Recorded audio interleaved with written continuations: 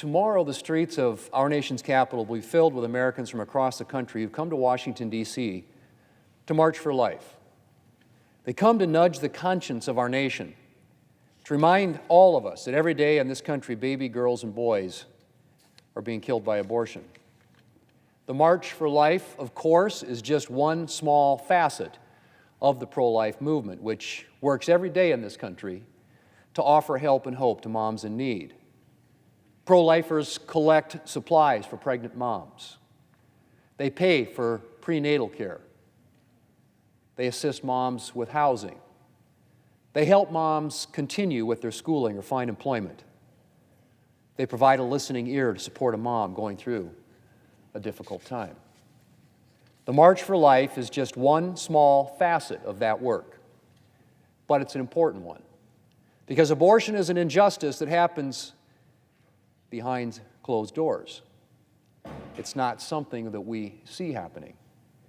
And so it's all too easy to forget that every day in this country, hundreds of babies are being killed by abortion. The CDC reports that almost 630,000 babies were killed by abortion in 2019 alone. 630,000. That number is so big it's almost unfathomable. To put 630,000 in some kind of perspective, that's equivalent to roughly 70% of the population of my state of South Dakota killed in 1 year. 630,000 unique, unrepeatable human beings.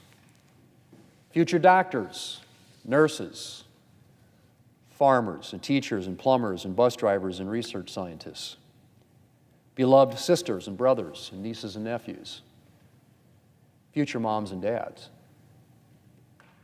That, Mr. President, is a lot of lives lost. And so events like the March for Life are fundamentally important because they provide a public witness to the truth about abortion. They remind all of us of what it can be all too easy to minimize or ignore or forget, and that is in this country, we are denying our most vulnerable citizens their most basic right. Mr. President, you would think by now that we would have learned our lesson about deciding that one group of human beings is expendable, about deciding that some human beings are excluded from the protection and dignity that every member of the human family should enjoy. Unfortunately, history makes clear that great sins are often repeated. But we don't have to stay silent in the face of them. Indeed, we must not stay silent in the face of them. Rescue those being led away to death, it says in the book of Proverbs. Hold back those staggering toward slaughter. If you say, but we knew nothing about this, does not he who weighs the heart perceive it? Will he not repay everyone according to what they have done? The March for Life helps make sure that we can never offer the excuse, but we knew nothing about this. And it reminds us of our responsibility to speak up, to rescue the babies in this country who are being led away to death mere weeks or months after their life has begun. Mr. President, those who would defend a supposed right to abortion would like Americans to believe that the decision that legalized abortion in this country is settled law. But the truth is, Mr. President, it's not. If it were settled law, the Supreme Court wouldn't regularly be asked to rule on abortion legislation. And there's a reason why Roe versus Wade has never taken on the character of settled law. And that's because it was a fundamentally wrong-headed decision. A decision in tension with our most basic beliefs as Americans, that every person is endowed by our Creator with certain inalienable rights, chief among them is the right to life. Americans are not a perfect people, Mr. President. We've made some very grave errors in our past. But Americans are fundamentally a good people. And while we've not always fully realized the promise of our Declaration, the promise of protection for the unalienable rights of every person is something we keep fighting for and pursuing. We really believe in the right to life and liberty and to the pursuit of happiness. And we have the sentiments that go with that: a strong sense of justice, a passion for the right, an instinct to protect the vulnerable. And so the idea of killing innocent, vulnerable human beings is not something that we can easily make our peace with. And so it's not surprising to me that despite the best efforts of the pro-abortion movement, a strong majority of Americans support restrictions on abortion.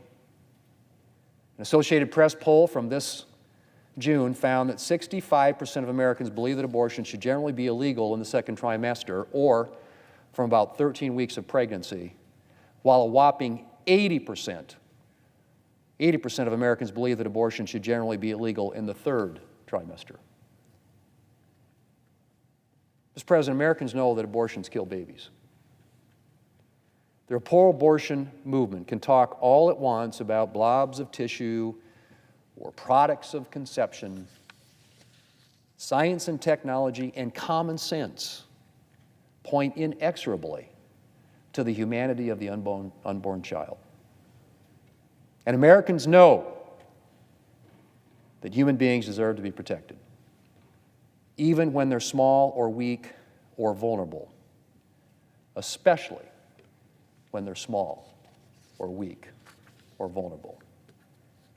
Mr. President, it is reprehensible that a country like ours, dedicated to the defense of human rights, has some of the most extreme abortion laws in the world. We are part of just a tiny handful of countries that allow elective abortion past 20 weeks of pregnancy. Among those other countries are China and North Korea. Not exactly the kind of company we want to be keeping when it comes to protecting human rights. It is time for us to do better. We can do better. And I am so grateful for all of the marchers and for all those in the pro-life movement who are out there fighting to ensure that we do better. Speak up for those who cannot speak for themselves, it says in the book of Proverbs. Thank you to all those who are speaking up tomorrow.